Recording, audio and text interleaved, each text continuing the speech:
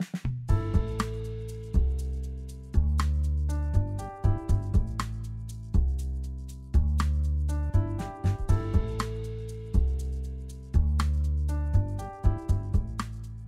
think parents and children need support from the community, and it can be a fellow parent, it can be a community worker who is willing to support them. The important thing is for them to be open and ready to accept that support, because sometimes we are wary of who people are and what is their purpose of being here.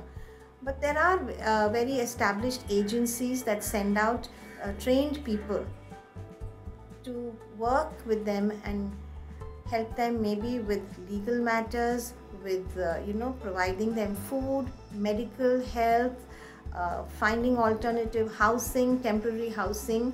So it's the community that really comes together, and parents need to be very open to receiving that help from the community.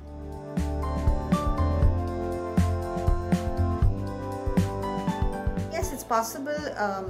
I won't say they're absolutely normal in that situation, because there's so much going on around them, but they may not show any symptoms of extreme stress shortly after the event, but even 2 years later they could suddenly show up, and that's when the child's stress needs to be addressed.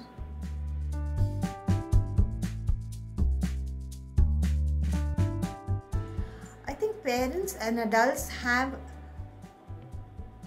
a mature ability to understand death, whereas children don't. So using media like storytelling, play, coloring and drawing, it's through these media that they actually express themselves unknowingly. Their emotions flow through whatever they do, and that's a release for them.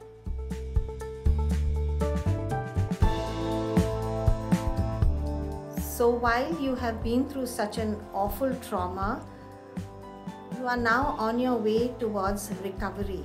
So take all the help that is available to you. Try to rebuild your lives again.